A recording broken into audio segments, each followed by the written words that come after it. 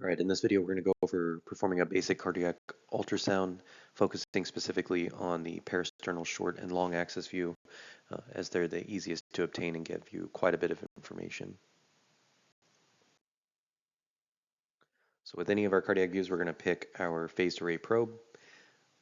As a review, that we have our three primary probes that you encounter with ultrasound. You have your linear, your curvilinear or curved array, and the phased array probe. Phased array is kind of a hybrid between the two. Both curvilinear and phased array are low frequency probes as opposed to the linear probe, which is a higher frequency. The lower the frequency, the more depth you're able to obtain, but then you lose some resolution in the process. So linear probes are for shallow assessment, and then curvilinear phased array are for deeper assessment. And then, of course, when you're examining the chest, you have to shoot through the ribs, and so the phased array kind of wins out as the beam is narrower at the point, and so it's easier to shoot through the ribs and get the image that you're looking for. There are four standard cardiac assessment views, and then hybrids of each. Good example, the apical 4-chamber, you can angle up once you obtain it and then turn it into a 5-chamber, and there's a 2-chamber as well. But four basic viewpoints that we use in cardiac assessment: parasternal short and long, which we're going to cover in this episode, and then you also have the apical 4-chamber and the subxiphoid or subcostal view. The subcostal view kind of wins out when we're doing a cardiac arrest assessment, because it can be placed below the xiphoid and not interrupt or get in the way of chest compressions. So when performing a parasternal view, and again, there's going to be a long and short axis, but the viewpoint is from the same location on the chest, which is typically where you would put V2 on a 12 lead. It is anatomically the fourth intercostal space just to the right of just to the patient's left of the sternum, as you can see in the picture there. For the long axis view, you're going to take your orientation marker and move it to the right shoulder. And that is going to give you that view right there. In an appropriately obtained parasternal long axis view, you'll be able to see the right ventricle, the left ventricle, the septum, the left ventricular outflow tract, and the aortic valve along with the mitral valve and left atrium.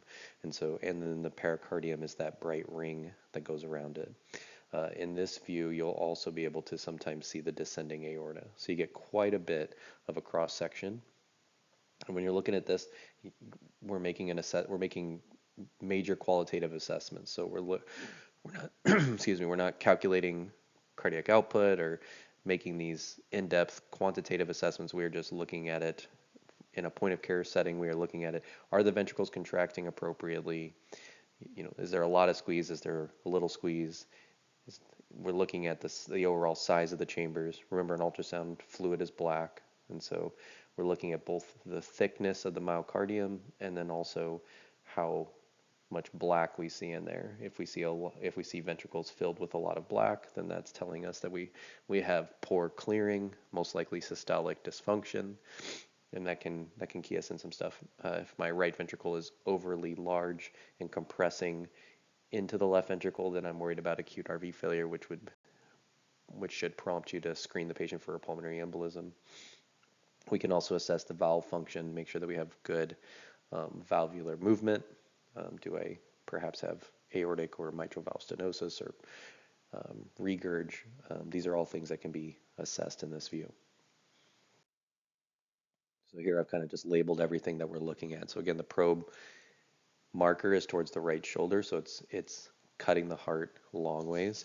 The left ventricle sits posterior and to the left of the right ventricle, so that's why you see what you're seeing there. So the right ventricle kind of will sit over the top in this viewpoint.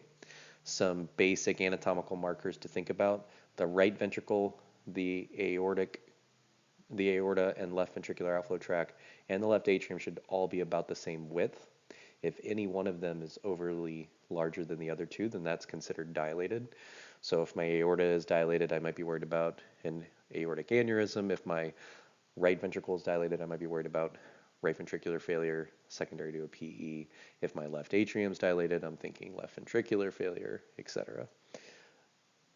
And each of those should be around 2 0.5 centimeters ish.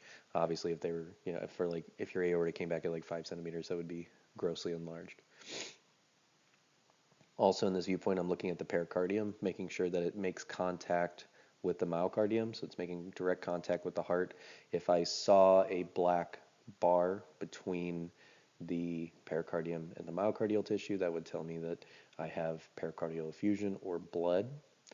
And if I saw that in tandem with right ventricular collapse, that would be a diagnosis of tamponade. And you won't always see it, but you can see in this view here, I'm also catching a cross section of the descending aorta. So in this view, not only can I see the left ventricular outflow tract, the aortic valve, and the aorta, but I can also catch the descending aorta as well. The descending aorta, if you can get it in view, is a good marker to determine when you see black, if that appears outside the heart. If that black ring were to occur outside the descending aorta as well, that would be excuse me, more likely to be a pleural effusion instead of a pericardial effusion. So that's a nice little marker to kind of orient you as well. So from the parasternal long view, which is going to be the easiest one to obtain, you're going to leave the probe where it sits on the chest, and then you're going to rotate it 90 degrees. Now the standard short axis view is with the probe towards the left shoulder. I prefer the right hip, so I rotate it 180 degrees from what you see there. And the only reason I do that is that, especially when using the Lumify, it's going to put, if you leave that probe where it is, but you have the probe marker towards the right hip, the right ventricle will appear on the right side of the screen and the left ventricle on the left side of the screen.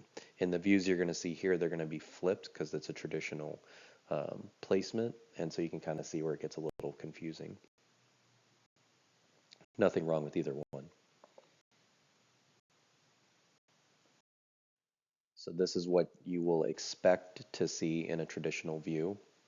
You're looking at a short cross-section of the heart, and with a lot of ultrasound stuff, they tend to correlate it with food analogies. So your left ventricle is going to look like a donut. Your right ventricle is more crescent shaped, so it looks like a croissant. In particular, this cross-section you're looking at here, this would be the papillary view. And so you're wanting to obtain this if you can, so that we can look at cardiac function, and specifically you can use the papillary muscles to orient you to make sure that we are slicing through the heart at the appropriate spot to ensure that we're assessing for what we want to be assessing for. And so here's a actual ultrasound. It's labeled for you. You can see the right ventricle and left ventricle in view, as well as the papillary muscles showing up, just that hyperechoic material at the bottom there. You're not always going to see that. That's okay. But what I want out of this view is a little bit more particular. So that long axis view gives us a whole nice cross section. Here, what I'm looking at is I'm looking at how much that donut is squeezing down. If it's squeezing down a lot or a little. If it's squeezing down a lot, we call that hyperdynamic. If it's squeezing down not a lot, hypodynamic. And then I'm also making sure that that right ventricle is crescent shaped compared to, say, more rounded. And definitely I'm looking at the size of the two. If the right ventricle, if the black being the blood that fills the right ventricle is significantly greater than that of the left ventricle, that would tell me that the right ventricle might be dilated. And certainly if that septum is being compressed inward, that's an alarming concern for acute right ventricular failure. You can also see the pericardium there. And I'm also assessing, making sure that the ventricles are beating in sync. When you get better at ultrasound, and this might be a separate video in the future, but this is a good view to look for regional wall motion abnormalities. You can look at that donut and break it into different sections. The septum, the anterior, the lateral, the inferior, and the posterior can all be seen in this view. And if you have a person suffering a myocardial infarction, they can develop a regional wall motion abnormality that occurs at the site that's infarcting, and you can see that fairly easily on ultrasound. It takes a little bit to kind of just know what you're looking for, but the regions are very intuitive, right? So the posteriors and inferiors are towards the bottom, and the septum is obviously the section that dissects divides, the right and left ventricle. The laterals on the lateral side, the anterior on the anterior side, or in this case the upward part of the ring.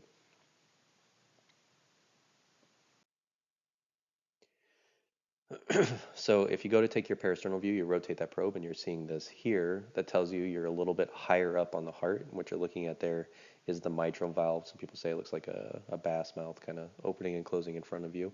Not a bad view, and you'll obtain this sometimes when you're looking for things like, especially if you want to assess the mitral valve in particular, looking at the diameter and its overall motion to see if it's inflamed or has vegetation associated with it, and how well it's opening and closing. But again, for what we're looking for in a rapid 60-second point of care assessment, this is just a good marker to show you that we're a little high up from that viewpoint. So if you're seeing this view and you're trying to obtain the view you just saw, that papillary view, you would want to take the probe and you would want to drift it down or pan down more towards the patient's left hip a little bit to try to get that papillary view.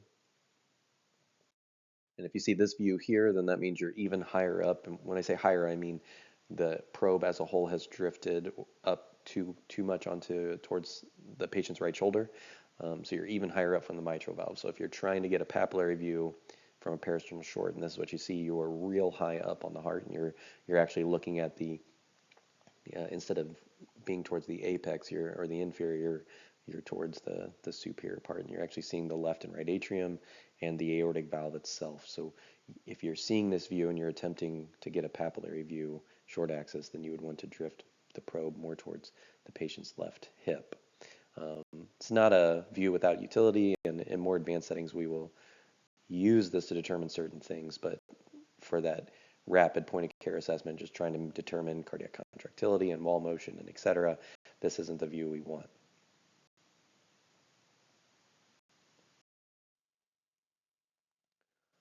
Okay, so in this view, this is a parasternal short axis view. I have flipped the probe towards the way I'd talked about, which is the probe marker is actually towards the right hip. And I just like it visually for this rapid assessment. It's nice because it puts the right ventricle on the right side and the left ventricle on the left side. So again, this is a mirror image from what you had been looking at, but we can still kind of see some stuff. So it's a little grainy, not the best image in the world, but even without that, we can see a couple things. So I've labeled the right and left ventricle for you. And so when you're looking at this, you can notice a couple things. First, that the black of the right ventricle is significantly bigger than the left ventricle, right? So that donut, the black in the middle of that donut is considerably smaller than the big black that we're seeing. And that right ventricle has lost its crescent shape and become much more rounded, maybe even almost square in appearance. And kind of makes like a big D. You can also notice the septum in the middle there, and it's kind of subtle, but as the ventricles are squeezing, you're noticing the septum is actually getting pushed into the left ventricle. Okay, so this was a patient that presented with acute hypoxia, hypotension, tachycardia, showed a right bundle branch block on ECG with some T-wave inversions in V1, V2, V3, and lead 3, which again should prompt you to be concerned about a potential pulmonary embolism, and that was the final diagnosis on this patient. The patient was diagnosed with a massive PE and underwent interventional radiology. This is a right ventricular strain pattern on a parasternal short axis view. Very obvious when you know what to look for. And here's another little bit better image and example. And in this one, I've just correlated why you see some of the ECG findings that you see with a right ventricular strain pattern. So on the left, you have a parasternal short axis view. Again, the probe marker, the probe itself is sitting where I would put V2 for a 12 lead. Excuse me. And then the probe marker is rotated towards the patient's right hip. And so we've got a parasternal short axis view. Now you'll learn as you do echoes that everybody's heart's in a little bit of a different place.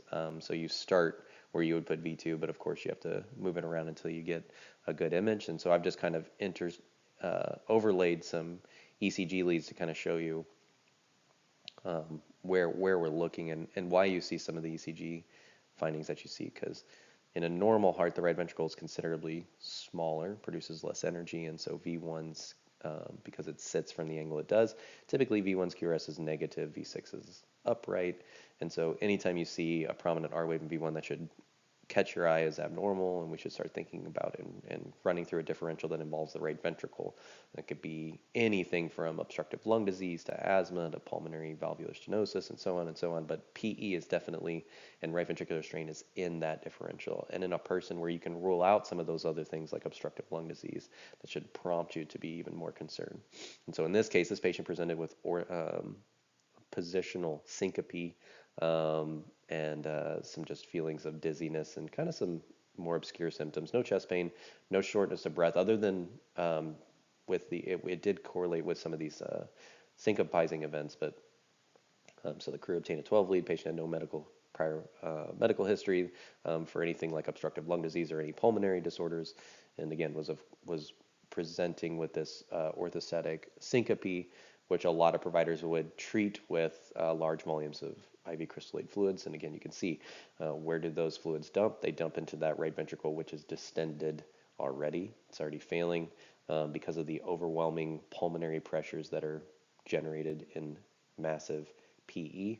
You can see that this right ventricular failure and distension is compressing the ventricular septum. The left ventricle is hyperdynamic by contrast, which again goes why your patients with PE develop hypotension. The hypotension, when we're measuring blood pressure, we're measuring systemic arterial blood pressure, which is generated by the left ventricle. Yet it's the right ventricle that becomes affected in the PE, and the hemodynamic cause of that is this compression. And so, albeit somewhat counterintuitive, giving a tachycardic syncopizing hypotensive PE patient IV crystalloid fluids would do nothing but further potentially distend and exaggerate the hypotension. So you would actually counterintuitively drop blood pressure when giving fluids. Also, positive pressure ventilation would potentially worsen. So anytime that we have this, how this would alter our care is this patient, in this case, it would reverse some of the standard therapies we would provide. Rather than giving intravenous fluids and or positive pressure ventilation, we would withhold or give those things very judiciously, and make sure we're triaging this patient to a facility that can manage PE.